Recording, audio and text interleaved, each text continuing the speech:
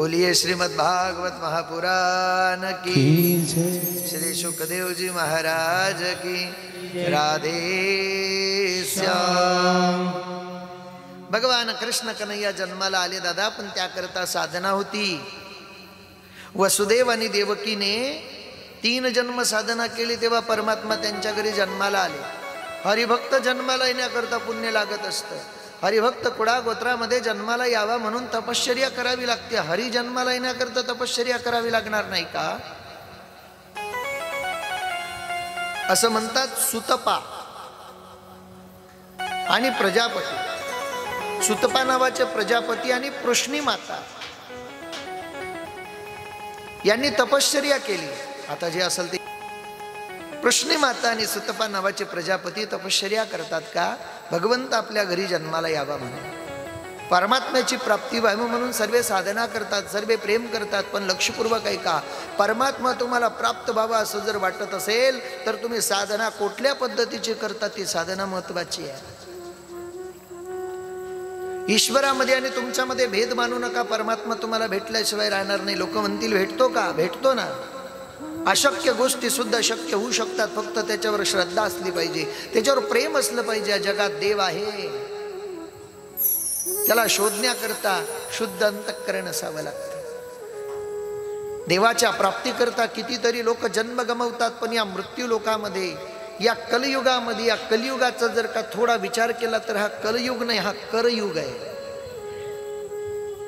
म्हणजे इथे जे काही करणार त्याचा परिणाम तुम्हाला इथेच मिळणार। मग पाप केलं तर पाप मिळेल आणि पुण्य केलं तर पुण्याचा परिणाम चांगला मिळेल। मग शक्यतो डोळे लावून बसू नका, पुण्य करण्याचा प्रयत्न करा, ईश्वरावर प्रेम करा।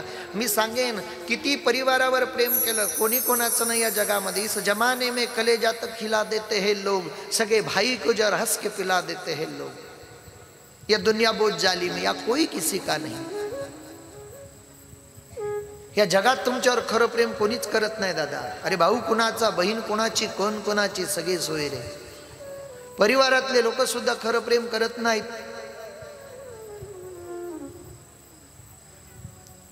तुम्ही त्यांच्यावर किती प्रेम करा, ते तुमच्या प्रेमाचं परतफेड करतीलच असं नाही आहे। अनेक उदाहरणं सांगता येतील, मला विषयांतर करायचं नाही। पण देवावर जर का प्रेम केलं ना, ते प्रेम तुम्हाला तारून नेईल। चामडीवर केलेलं प्रेम धोका देतं, सांगू? चामडीवर केलेलं प्रेम धोका देतं आणि परमात्म्यावर केलेलं प्रेम तारून नेतं। म्हणून प्रेम करायचं तर जगावर करण्याऐवजी देवावर करा।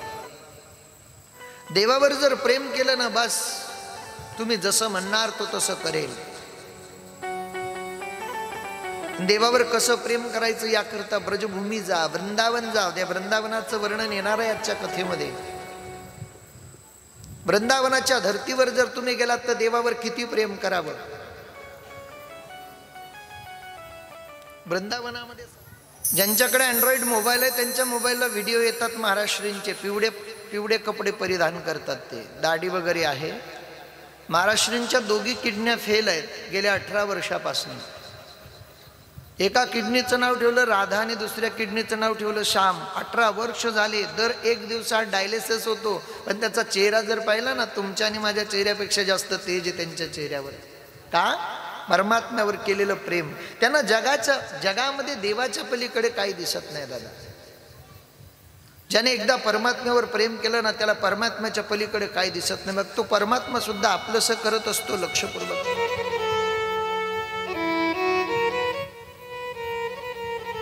ऐसा भक्ताचा अंकित, लावी तैसी लागी प्रीत। तुम्ही मग त्याला जशी हाक मारणार तसं तो तुमच्याकडे येणार। फक्त तुमच्यावर डिपेंड आहे, तुम्ही किती प्रेम करतात त्याच्यावर, तुमच्या साधनेवर अवलंबून आहे की त्याने तुमच्यासाठी काय करावं। मी एक नेहमी सत्य घटना सांगत असतो। गीता प्रेस गोरखपूरचं कल्याण नावाचं एक मासिक आहे। त्या मासिक मध्ये आलेली घटना आहे, बऱ्याच ठिकाणी मोबाईलांमध्ये सुद्धा वाजवली जाते। घटना सत्य आहे, वास्तव आहे तिच्यामध्ये, ती कहाणी नाही, कोणी लिहिलेली गोष्ट नाही। असं म्हणतात ब्रजभूमीमध्ये ब्रज 84 कोसच्या परिसरामध्ये कोणीतरी एक लहानशी पोरगी तिच्या आजी बरोबर आली वृंदावन, आणि तिने देवाकडे पाहिलं, भगवंताची मूर्ती तिने निहाळली, तिचं अंतःकरण गदगद झालं आणि ती देवाच्या प्रेमामध्ये पडली. देवाच्या प्रेमामध्ये पडली आणि पडल्यामुळे विषय असा झाला की तिने दरवर्षी आईच्या आणि आजीच्या मागे रट लावावी. सुट्या आल्या की म्हणावा, आजी नानी मुझे आपके साथ वृंदावन जाना है. आजीबाईनं तिला दरवर्षी वृंदावन आणावं. बघता बघता बघता मुलीला शाळेत घातलं. 4थी 5वी मध्ये मुलगी जायला लागली आणि अचानक आजी वारली. पण त्या मुलीचा नियम काही बंद पडला नाही.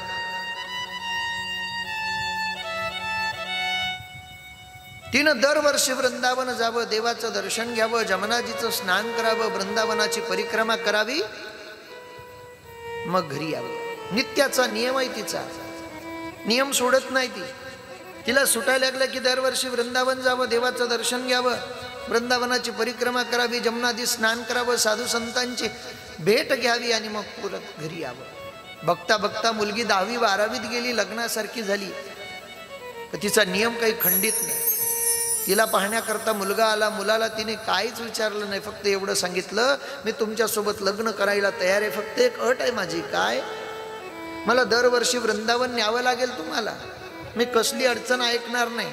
संसारामध्ये किती जरी अडचणी आल्या तरी वर्षातनं एकदा वृंदावन न्याल तर मी तुमच्यासोबत लग्न करण्याकरता तयार आहे. त्यांना सांगितलं, चांगली गोष्ट आहे ग, तू काय कुठे मुंबई पुण्यामध्ये फ्लॅट घ्यायला सांगतेस काय? काय तुला दरवर्षी वृंदावन न्यायचं एवढंच ना, काही अडचण नाही. थाटामाटामध्ये लग्न पार पडलं. पोरगी नांदायला आली, पण नवऱ्याने शब्द दिला होता तो शब्द पाळला. दरवर्षी त्यानं तिला वृंदावन आणावं, तिने वृंदावन यावं, देवाचं दर्शन घ्यावं, जमुनाजी स्नान करावं, साधू संतांचं दर्शन घ्यावं, वृंदावनातली परिक्रमा करावी. बघता बघता तिला मुलं बाळ झाले. पण तिचा नियम मात्र खंडित नाही बरं का. जसं आपण पंढरीची वारी प्रतिवर्षी करतो, आपण नाही केली तर घरातलं कोणाला तरी पाठवतो.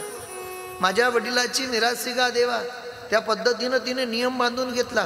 तिला मुलं बाळ झाले तरी सुद्धा एवढ्या व्यापातनं वेळ काढते आणि वर्षातनं एकदा वृंदावन जाते, देवाचं दर्शन घेते, गोवर्धनाची परिक्रमा करते, वृंदावनची परिक्रमा करते, नम्र आणि यमुनाजी स्नान करते, साधू संतांची त्या ठिकाणी जाऊन आराधना करते, भेटघाट घेते. तिचे मुलं लग्नासारखे झाले तरी नियम चाललाय तिचा. दरवर्षी वृंदावन जाईन, देवाचं दर्शन घेईन, वृंदावन परिक्रमा करेल, जमुनाजी स्नान करेल, साधू संतांचं पूजन करेल. मुलांचे लग्न झाले तरी नियम चाललाय तिचा, नियम खंडित नाही. दरवर्षी वृंदावन जाते, तसं मुलांचे लग्न झाल्यावर सुद्धा वृंदावन जाते, देवाचं दर्शन घेते, गोवर्धनाची परिक्रमा, वृंदावनची परिक्रमा, जमुनाजी स्नान, साधू संतांचं भजन पूजन. नातू पंतू झाले तिला.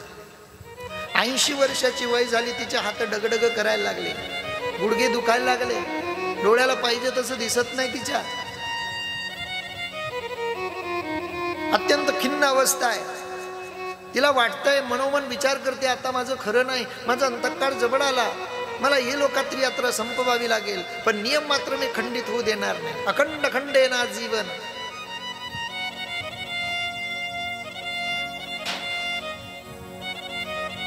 आज मात्र ती वृंदावन आली आहे. तिने जमुनाजी स्नान केलं, साधू संतांचं पूजन केलं, परिक्रमा केली आणि बिहारीजीच्या मंदिरात आली, हात जोडले आणि तिच्या डोळ्यामध्ये गरगर पाणी आलं.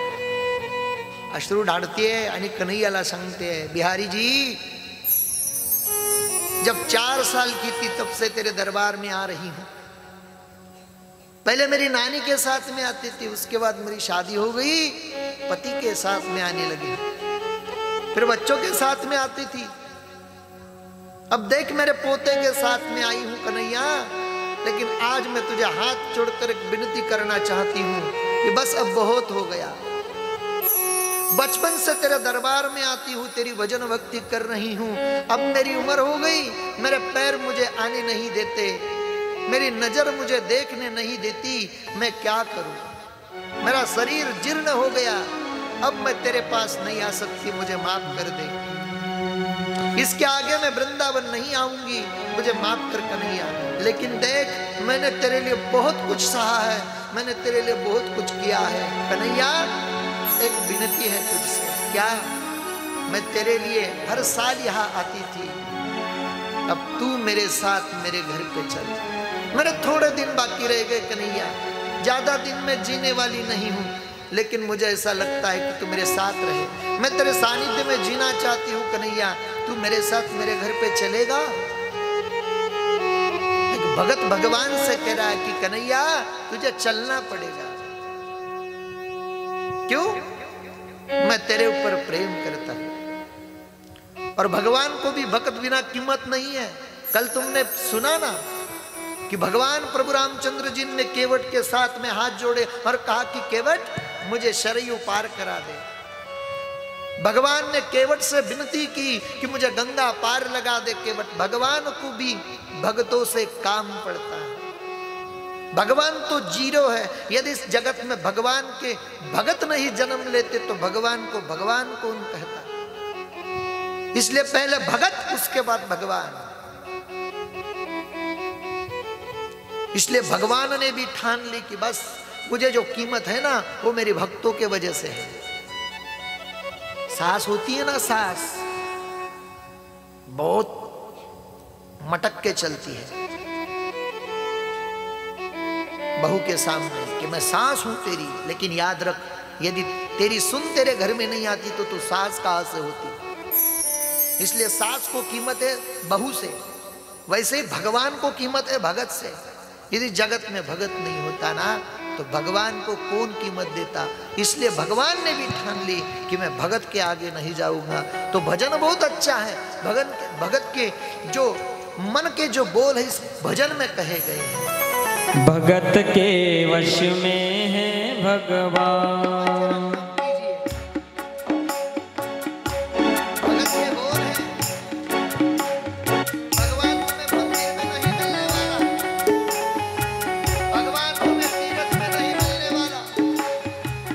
कहीं भी जाओ, 4 धाम सप्तपुर अष्टविनायक 12 ज्योतिर्लिंग, भगवान को देखना है, भगवान को मिलना है तो भगत के पास जाना पड़ेगा।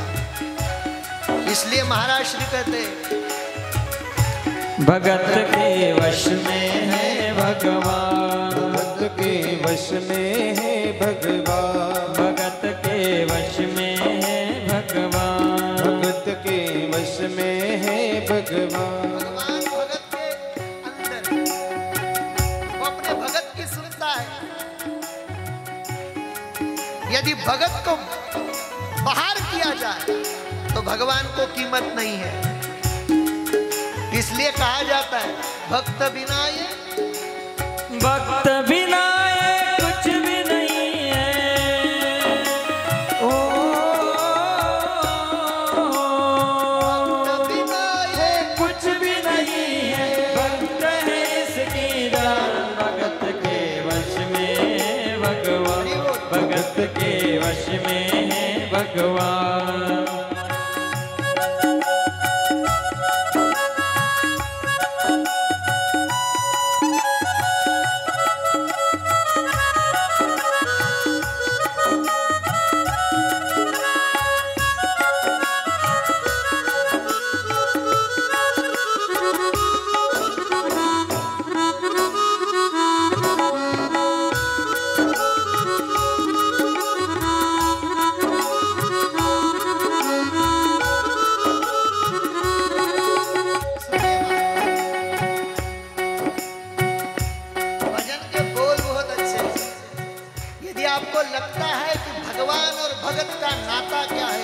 भजन अंतःकरण से सुनना पड़ेगा। कानों से तो सुनो, लेकिन कान से ज्यादा अपने अंतर मन से सुनो, तो ये भजन तुम्हारे समझ में आएगा और इस भजन के भाव भी समझ में आएंगे। कहा जाता है भगत के बस में है भगवान, भक्त बिना ये कुछ भी नहीं है, भक्त है इसकी जान। तो मैया भगवान के सामने खड़ी होती और मैया कहती है कन्हैया बस आती थी मैं तेरे दर्शन के लिए, बहुत सेवा की मैंने तेरी, लेकिन अब मेरी उम्र हो गई, मैं नहीं आ सकती तेरे पास। एक काम कर, चल मेरे लाला, तू ही मेरे घर मेरे साथ चल। मैं तुझे ले जाना चाहती हूं। कन्हैया ने कहा मैया तेरी इच्छा है ना तो चल, मैं आऊंगा तेरे साथ। तो सुनो मैया ने क्या किया, एक ठाकुर जी की छोटी सी ऐसी मूर्ति ली, ठाकुर जी लिए, जैसे हमारे ठाकुर जी है ना ऐसे ठाकुर जी लिए, 6 नंबर वाले। इनके भी नंबर होते हैं। यदि हमारे ठाकुर जी को वस्त्र लेने जाओ तो बताना पड़ता है कौन से नंबर वाले ठाकुर जी है, बोले 6 नंबर वाले। जितने बड़े लो ना उतना नंबर बढ़ता जाता है, 2 4 6 8 11 ऐसे। तो मैया ने कहा चलो ठाकुर जी मेरे साथ मेरे घर पे। ठाकुर ने कहा कुछ नहीं, जैसी तेरी मर्जी मैया। तो मैया ने ठाकुर जी को लिया और मैया घर पे आ गई। सुनो अरे ताली भी ऐसी बजाओ ना, ऐसी नहीं, ऐसी नहीं। ताली आगे पीछे नहीं होनी चाहिए, साथ में बजनी चाहिए।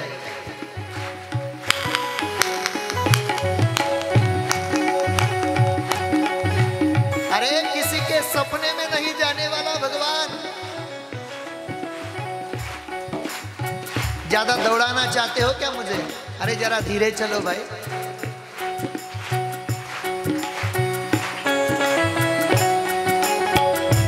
किसी के सपने में नहीं जाने वाला भगवान आज मैया के साथ में उसके घर पे जाने वाला है। मैया ठाकुर जी को लेकर आई अपने घर पे और मैया ठाकुर जी की बहुत सेवा करती है। क्या सेवा करती है? सुबह मैया उठ गई कि पहले ठाकुर जी को जगाती है। ठाकुर जी को जगाना पड़ता है, डायरेक्ट ठाकुर जी को हाथ नहीं लगाते हम लोग, पहले ताली बजाते हैं कि भैया उठ जा। हाँ, और उठ जा, ठाकुर जी उठ गए कि फिर हम लोग नहा लेते हैं। वैसे मैया ने भी नहा लिया। नहा करके फिर मैया ठाकुर जी को नहलाती है, दही से, दूध से, शहद से, पानी से, अच्छे वस्त्र पहनाती है, बढ़िया सा भोग देती है मैया। भगवान को दिन में 4-5 बार खाने के लिए लगता है। उसको खाने का भी अंदाजा नहीं। हम लोग खाना देते हैं 2 मिनट के बाद उठा लेते, उसको बोलना पड़ता है बस बहुत हो गया, तबीयत बिगड़ जाएगा। मैया बहुत सेवा करते ठाकुर जी की। बहुत दिन हो गए, मैया बहुत प्रेम करते हैं भगवान के ऊपर। लेकिन एक दिन अचानक रात के समय मैया की तबीयत बिगड़ गई। मैया सुबह उठी 6 बजे, लेकिन मैया से उठा नहीं जा रहा है। लेकर तो आई वृंदावन से कन्हैया को, सेवा तो बहुत कर रही है, लेकिन आज उठा नहीं जा रहा, उम्र हो गई है, शरीर साथ नहीं दे रहा है। तो मैया ने अपने बहू को बुलाया। जरा धीरे बजाएंगे महाराज श्री। मैया ने अपने बहू को बुलाया और कहा बहू क्या हुआ माता जी? बेटा आज मेरी तबीयत खराब है, आज के दिन तो मेरे लाला का नहाना धोना करवा देगी? बहू ना थोड़ी ना कर सकती है। बहू ने कहा ठीक है करवा दूंगी, लेकिन बहू की जान पर आ गई। इच्छा नहीं थी भगवान की सेवा करने की। बहू ने भगवान को लिया और नहाने लगी, तो भगवान बहू के हाथ से छूट गए, नीचे गिर गए।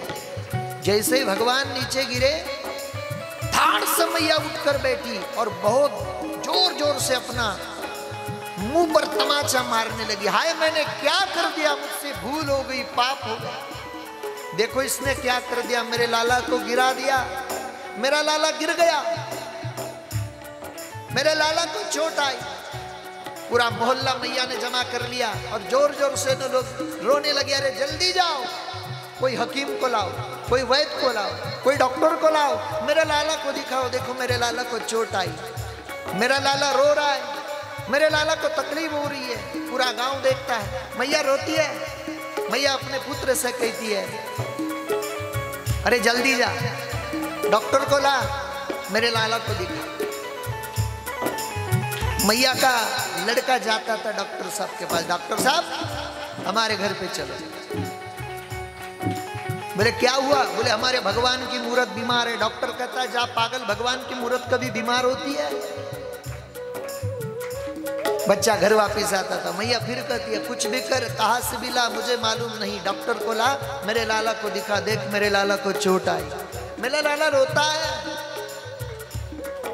एक बूढ़े आदमी ने कहा मैया के पुत्र से, भैया वो डॉक्टर के पास जा, उसे थोड़े ज्यादा पैसे की लालच दे दे, वो आ जाएगा। डॉक्टर साहब के पास गए, बोले डॉक्टर साहब हमारे घर चलो। बोले क्या हुआ, दिन भर में आप कितना कमा लेते हो? बोले 500 रुपए, मैं तुम्हें 1000 रुपए देने वाला हूँ, बस मेरे घर पे चलो, हमारे भगवान की मूर्ति से हाथ में ले लो और मेरी मैया से कहो मैया तेरे लाला को कुछ नहीं हुआ, तू टेंशन मत ले। डॉक्टर साहब ने ब्रीफ केस उठाया और चल बसे। पूरा मोहल्ला इकट्ठा हुआ था। डॉक्टर साहब ने ऐसी भगवान की मूर्त ली और मैया की तरफ देख कर कहते मैया अरे क्यों चिल्लाती है, क्यों शोर मचाती है, पूरा मोहल्ला तूने जमा कर लिया, कुछ नहीं हुआ तेरे लाला को, तेरा लाला ठीक है, देख कैसा हंस रहा है, क्यों चिंता करती है, कुछ नहीं हुआ तेरे लाला को, टेंशन मत ले, ठीक ठाक है तेरा लाला। डॉक्टर से मैया कहती है तू डॉक्टर है? बोले हाँ। तुझे किसने डॉक्टर बनवाया रे? तुझ में अकल नाम की कोई चीज है? बोले क्या हुआ? बोले पेशेंट को कैसे चेक किया जाता है तुझे मालूम है? बोले नहीं।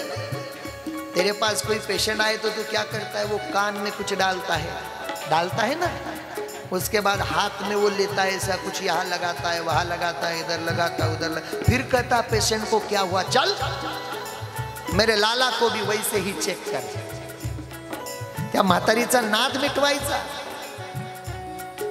म्हणून डॉक्टर साहेबांनी ते यंत्र घेतलं, कानामध्ये टाकलं, हातामध्ये तो स्पीकर घेतला आणि भगवंताच्या हृदयाला लावला। माईबाप असं वर्णन आहे। डॉक्टर ने जब यंत्र लगाया, डॉक्टर ने जब यंत्र लगाया, धड़क रहे लाला के प्राण, भगत के वश में है भगवान। जेव्हा त्या मूर्तीच्या हृदयाला तो स्पीकर लावला, अरे त्या मूर्तीतनं जसे तुमचे आणि माझ्या छातीचे हृदयाचे स्पंदन ठोके जाणवतात तसे ठोके जाणवू लागले। तो डॉक्टर म्हातारीला नाही, म्हातारीचं दर्शन घेऊन वृंदावनाला आणि बिहारीजींना शरण गेला।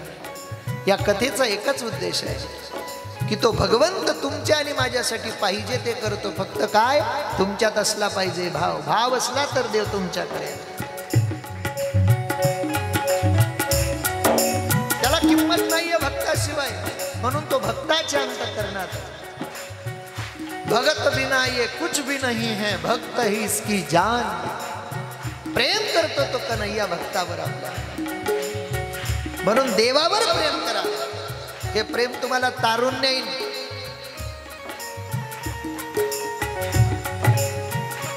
सुतपा आणि पृष्णी यांनी तप केलं की देवाने आमच्या पोटी जन्म घ्यावा। चालले का आप्पासाहेब? अहो हे सुतपा नावाचे प्रजापती आणि पृष्णी माता पुढच्या जन्मामध्ये कश्यप आणि अदिती माता झाले। त्यांच्या पोटी भगवान श्री वामनाने जन्म घेतला आणि तेच वामन भगवान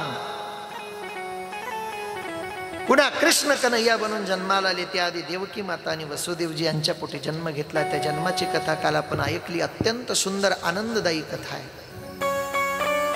भगवंताला जवळ घेतलं, जमुनामाईच्या पलीकडे नेलं, पण त्या आधी या कथेतला एक सुंदर भाव आहे,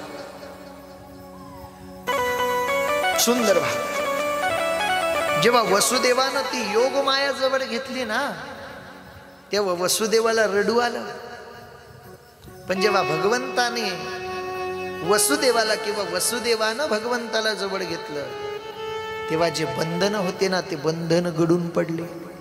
जसं की वसुदेवाने कृष्णाला जवळ घेतलं, भजन फार सुंदर, पण यातले दोन भाव आहेत। जसं भगवंताला वसुदेवाने उचललं, उचलल्याबरोबर झालं काय, तर जेलमध्ये मी नव्हतं बघायला, पंकज महाराज होते। ते म्हणतात काय झालं? खुल गए सारे ताले, वे क्या बात हो गई, खुल गए सारे ताले, वे क्या बात हो गई, जब जन्मे कन्हैया करमात हो गई, जब जन्मे कन्हैया करमात हो गई। खुल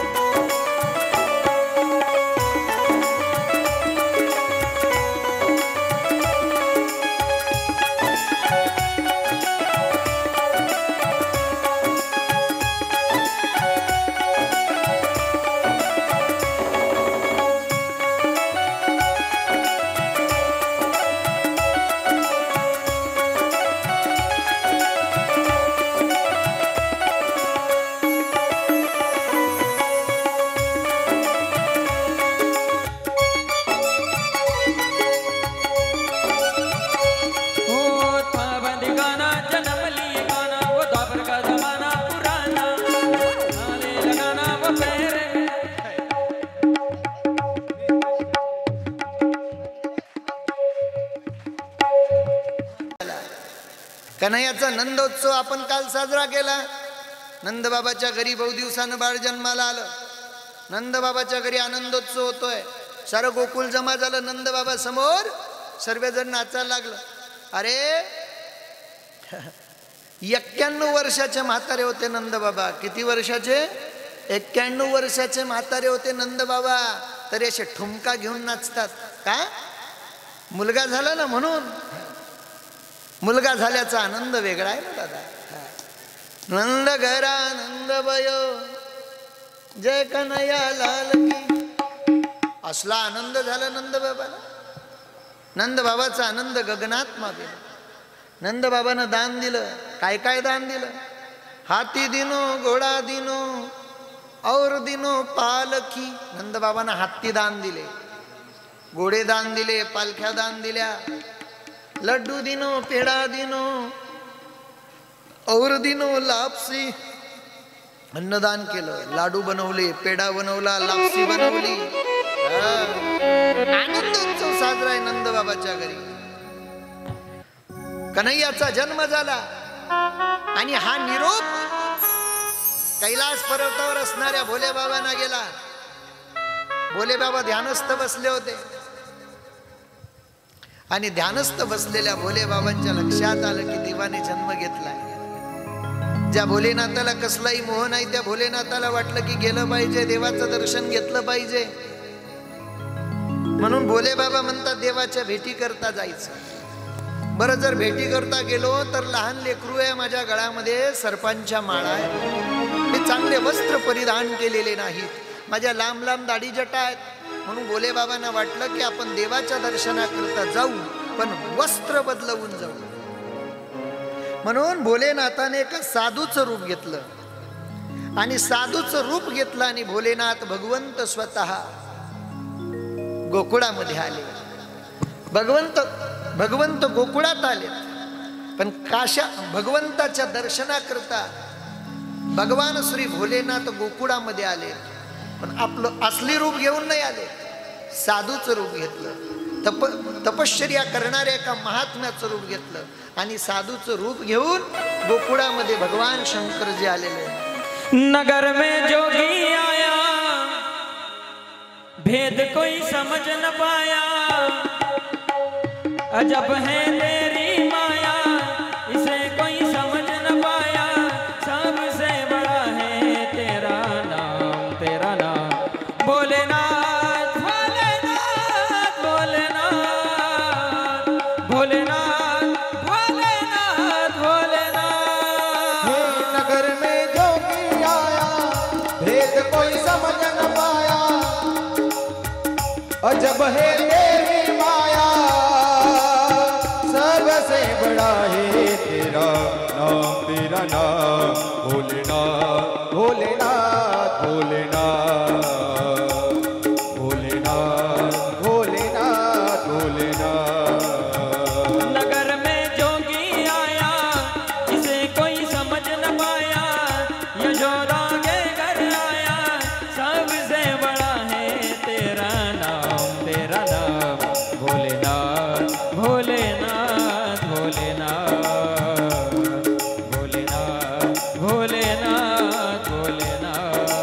हे नगर में जोगी आया, यशोदा के घर आया, हो जाके अलग जलाया, अजब है तेरी माया, सबसे बड़ा है तेरा नाम, तेरा नाम भोलेनाथ, भोलेनाथ, भोलेनाथ, भोलेनाथ, भोलेनाथ, भोलेनाथ।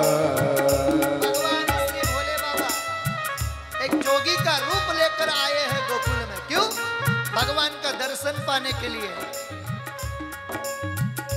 जिस भगवान को पाने के लिए हजारों जन्म गवाए जाते हैं, तब तक भगवान नहीं मिलते। वो भगवान का दर्शन पाना है भोले बाबा को। जैसे ही भोले बाबा आए नंद बाबा के घर के सामने और मैया से कहने लगे, मैया। मैया बाहर आई। बोले क्या हुआ बाबा? बोले मैया हमें तुझसे कुछ चाहिए था।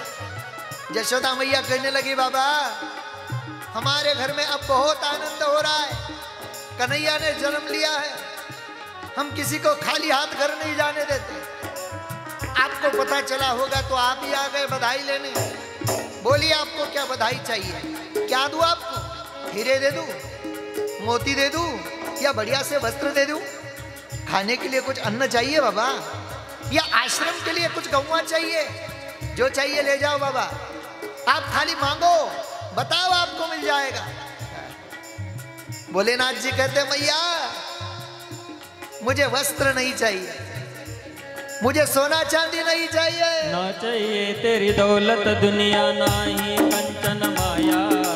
अपने लला का दर्श करा दे, मैं दर्शन को आया हो, मैं दर्शन को आया, मैं दर्शन को आया। ना चाहिए तेरी दौलत दुनिया ना ही कंचन माया। अपने लला का दर्श करा दे, मैं दर्शन को आया हो, मैं दर्शन को आया, मैं दर्शन को आया। नगर में जोगी आया, भेद कोई समझ न पाया। जजोड़ा घर आया, सबसे बड़ा है तेरा नाम, तेरा नाम भोलेनाथ, भोलेनाथ, भोलेनाथ, भोलेनाथ, भोलेनाथ, भोलेनाथ। हो नगर में भोलेनाथ कहने लगे मैया मुझे कुछ नहीं चाहिए, दौलत नहीं, धन नहीं, तेरी कंचन नहीं, काया नहीं, तो बाबा क्या चाहिए? मैया बहुत दूर से आया हूं, हिमाचल प्रदेश में रहता हूं मैं, बर्फीली चोटी के ऊपर, लेकिन मैंने सुना तेरे घर जो लाला जन्मा है वो भगवान का अंश है। नहीं नहीं, खुद भगवान है, तो मैं उसके दर्शन के लिए आया हूं मैया, एक बार तेरे लाला का दर्शन करवा दे। मैया ने कहा बाबा तुझे जो चाहिए मांग ले, लेकिन मैं लाला का दर्शन नहीं करवाऊंगी, जो चाहिए मांग ले बाबा। बाबा ने बहुत विनती की, हाथ जोड़े मैया के सामने, चरण पखारे मैया के, लेकिन मैया कहती है बाबा तुझे जो चाहिए मांग ले, लेकिन लाला का दर्शन नहीं करवाऊंगी। बाबा ने कहा मैया इतने दूर से आया हूं, खाली हाथ जाऊंगा तो अच्छा नहीं लगेगा। नहीं बाबा, देख तेरी ये बड़ी बड़ी जटाएं देखकर मेरा लाला रोएगा, डर जाएगा, तो मैं किसके पास लेके जाऊंगा? बाबा बोलते मैया तुझे दर्शन नहीं कर, नहीं बाबा दर्शन नहीं करवाऊंगा। बाबा चले गए, गांव के बाहर एक मंदिर था, मंदिर के ऊपर बाबा बैठे हैं। भगवान कृष्ण कन्हैया ने सुना, बोले बाबा इतने दूर से मेरे दर्शन के लिए आए, यदि उनको दर्शन नहीं हुआ तो नाराज हो जाएंगे। मैया को समझ नहीं रहा है कि कौन आया हमारे दर पे दर्शन के लिए, तो कन्हैया ने एक लीला की। कन्हैया बहुत फूट फूट कर रोने लगे, और जब छोटे बच्चे रोते हैं ना, कल कैसा रोता था वो माइक में, उसको रुलाने के लिए भी मुझे बहुत उसको चिमटियां लेनी पड़ी, उसको उठाना पड़ा, फिर वो रोने लगा। कन्हैया बहुत जोर जोर से रोने लगे। मैया ने कहा अब तक तो अच्छा था, क्यों रोने लगा? मैया ने पूरे मोहल्ले को जमा कर लिया, हर गोपिका कन्हैया को रिझाती है, कोई नजर उतारती है, कोई खिलवाती है, कोई पालने में डाल के झुलाती है, लेकिन लाला का रोना बंद नहीं होता है। राधा जी भी आ गई, राधा जी ने भी देखा कन्हैया को, तब भी कन्हैया का रोना बंद नहीं। लेकिन गांव में एक मैया थी बूढ़ी, भागते भागते आई और मैया से कहने लगी मैया मैं देख रही हूं कब से तेरा लाला रोता है, तेरे लाला का रोना यदि बंद करना होगा तो एक पर्याय है मेरे पास, एक रास्ता है मेरे पास, तू कहेगी तो बताऊं? बोले बता। बोले हमारे गांव में गिरनेश्वर महादेव के ऊपर एक जोगी आया है, एक बाबा आया है, यदि वो बाबा तेरे लाला को देख लेगा तो तेरे लाला का रोना बंद हो जाएगा। मैया ने कहा जल्दी जा और बुला कर ला। दौड़ती हुई गई गोपिका और भोले बाबा से कहने लगी बाबा चलो, तुम्हें मैया ने बोला। बाबा नाचते हुए आ रहे, बाबा का आनंद बहुत बड़ा। बाबा बोलते बस आज कन्हैया का दर्शन होगा, लेकिन जब बाबा को देखा तो मैया ने माथे पे हाथ मार लिया। मैया कहती अरे तू किसको उठा के लेकर आई? ये बाबा तो सुबह भी आया था, मैंने इसको काले हाथ भेज दिया, मैं मेरे लाला का दर्शन इसे नहीं करवाऊंगी। अब जितना रो रहा है उससे ज्यादा रोएगा वो। नहीं करवा सकता। गोपिका कहने लगी, बोले यशोदा तेरे पास दूसरा कौन सा पर्याय भी नहीं, क्या करेगी यदि बाबा चला गया तो? फिर एक बार दिखा दे तेरे लाला को, बाबा जी देख लेंगे तो रोना बंद हो जाएगा।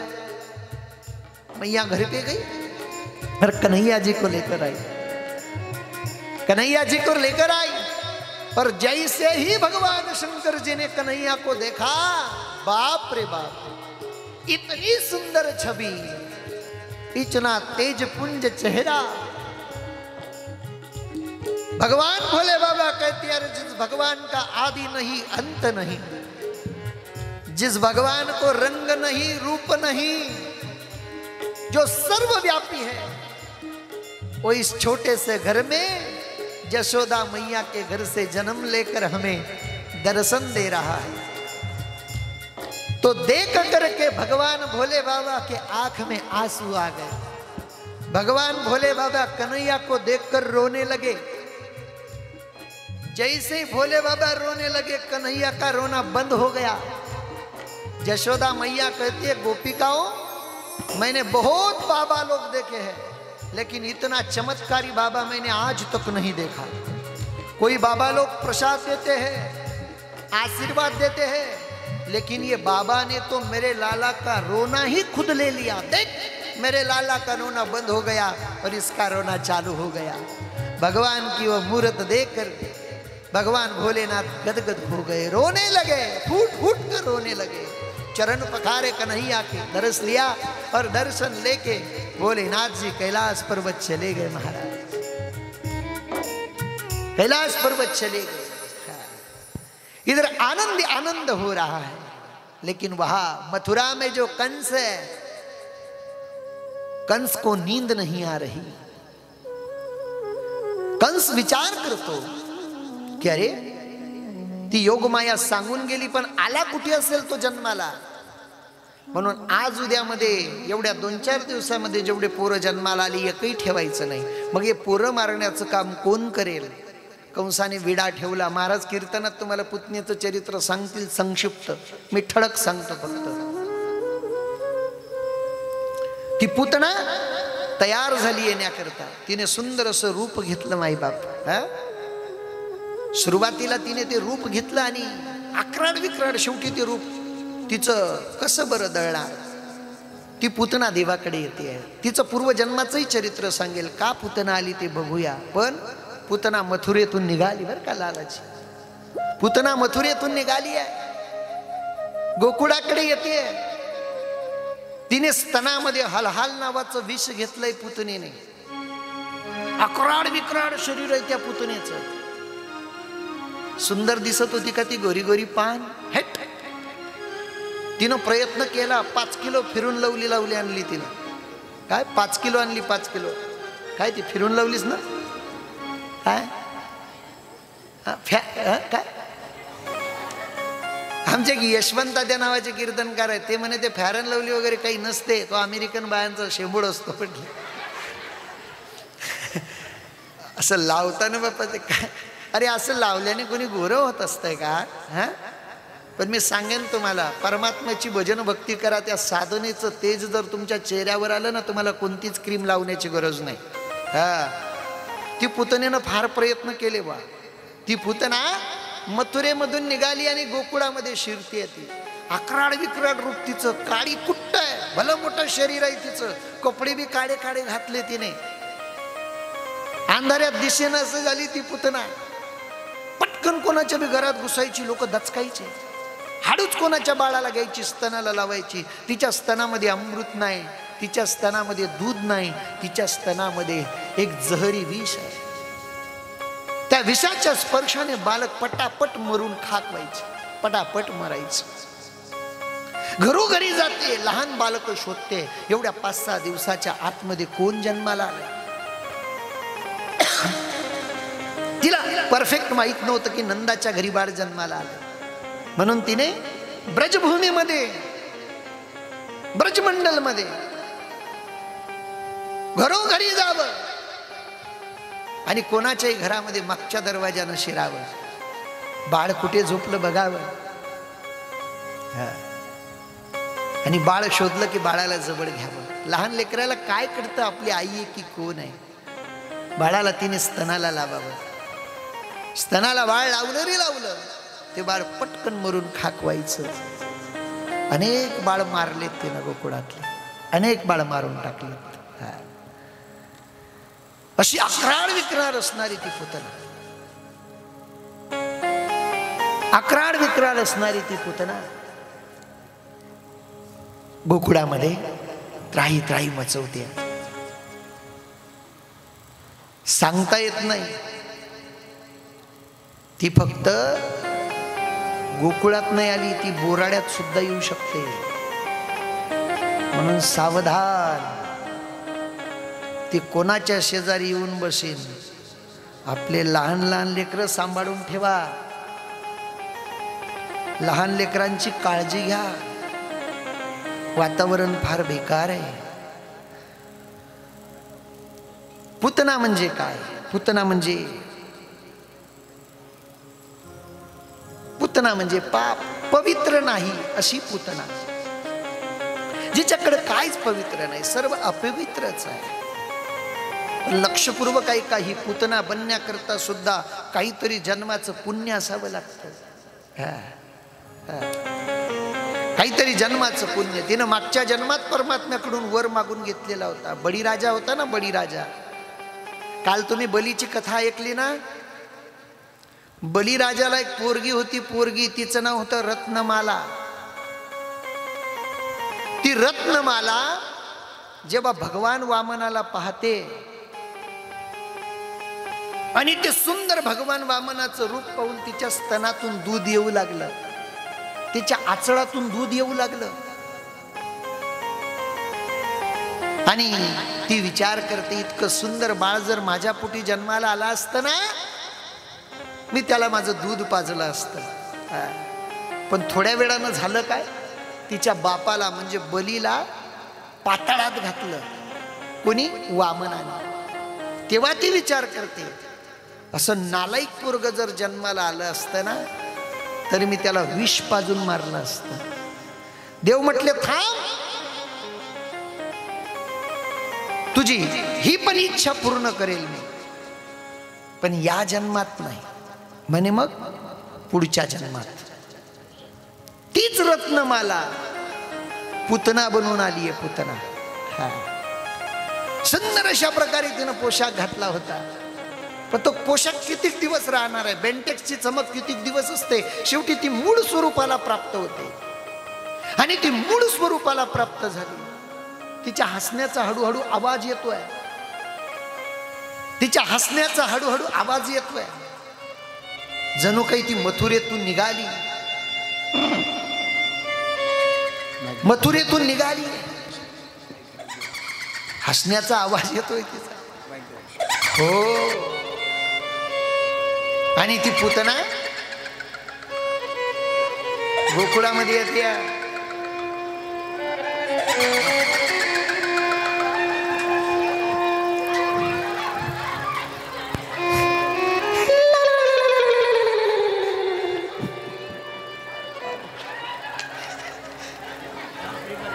अरे तिच्यापासून बाजूला वा बरं तुम्ही. बाकीचे बाजूला वा तिच्यापासून. बाप रे बाप. ही जर आता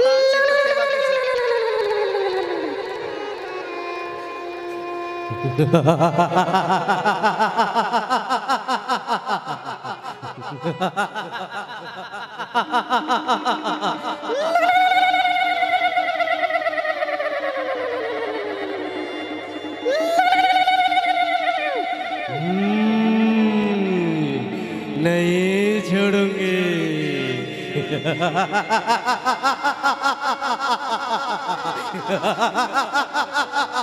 नहीं छोड़ोगे.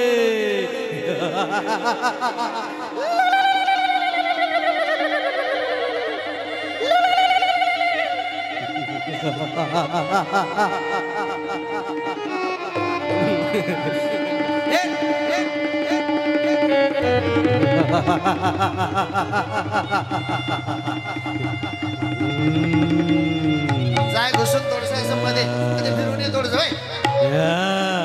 उठा ले बच्चे को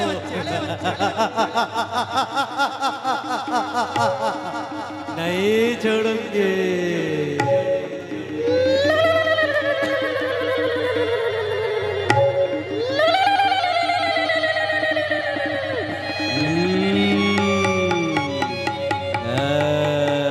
जशी ती पुतना आली नंदबाबाच्या घरामध्ये शिरली, नंदबाबाच्या घरामध्ये शिरल्याबरोबर तिनं कन्हैयाला घेतलं जवळ, कन्हैयाला आपल्या जवळ घेतलं आणि जवळ घेतल्याबरोबर तिनं आपल्या हृदयाशी लावलं कन्हैयाला. कन्हैयानं जो पकडली ती म्हणते कन्हैया मुंच मुंच मुंच, सोड सोड सोड.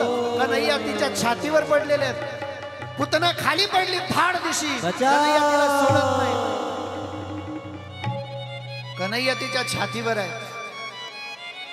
पुतना म्हणते अरे हा सोनू काही बनवतो रे बाप्पा, वाईटच काय वाईटच.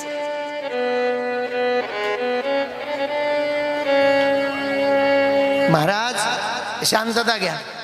झालं असं, देवानं पुतना मारून टाकली. कशी मारली सांगतो, पण ती डिस्टर्ब करेल. 4 जण हातपाय उचला बरं या पुतण्याचे, उचला तिला, जाऊ द्या बोराड्याच्या बाहेर. हातपाय उचला डायरेक्ट, अशी उचला, घ्या वर, कन्हैयाला घेऊन घ्या वर, उचला वर, जाऊ द्या अशी. गेली गेली गेली.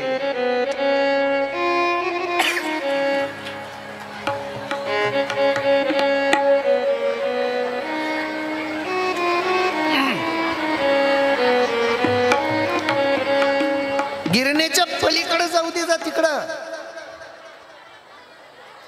खाली बसा बरं मागची मंडळी, मागची मंडळी खाली बसा. बोलिये शांतता शांतता. बोलिये श्रीमद भागवत महापुराण की, श्री सुखदेव जी महाराज की, कृष्ण कन्हैया लाल की, गिरणेश्वर भगवान की जय. माई बाप, देवाला जसं तिने जवळ घेतलं,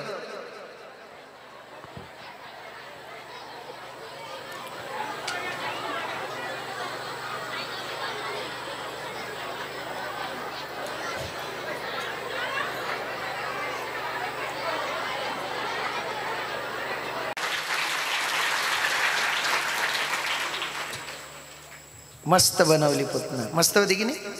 कोणाच्या कोणाच्या घरी पाठवू चहा पाण्याला. भगवंताला जसं तिने जवळ घेतलं ना मायबाप, परमात्म्यानं डोळे लावले. देवानं डोळे का लावले माहितीये का? तिचा पूर्वजन्माचा इतिहास जाणून घेण्याकरता देवानं डोळे लावले. देवानं डोळे का लावले? परमात्म्याच्या उजव्या डोळ्यामध्ये चंद्राचा वास आहे, डाव्या डोळ्यामध्ये सूर्याचा वास आहे. कृष्ण कन्हैया विचार करतात की अरे हिला चंद्र लोकामध्ये पाठवू की स्वर्ग लोकामध्ये पाठवू. परमात्म्याने चंद्राला आणि सूर्याला विचारण्याकरता डोळे लावले.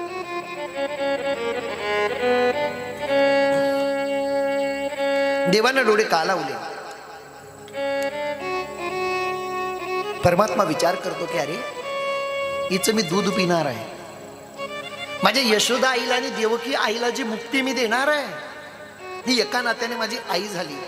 जी मुक्ती मी माझ्या बेटा लाली बेटा इकडे बघा, जी मुक्ती मी माझ्या यशोदा आईला आणि देवकी आईला देणार आहे ती पुतणेला सुद्धा द्यावी लागेल.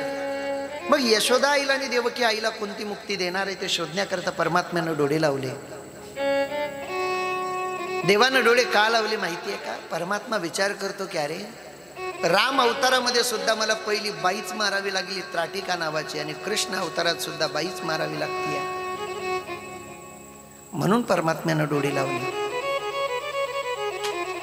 देवानं डोळे का लावले? अनेक कारण सांगता येतील, पण पुतना मात्र परमात्म्यानं शोषून मारली. या पुतनेचं संक्षिप्त चरित्र काल्याच्या कीर्तनात महाराज श्री सांगतील.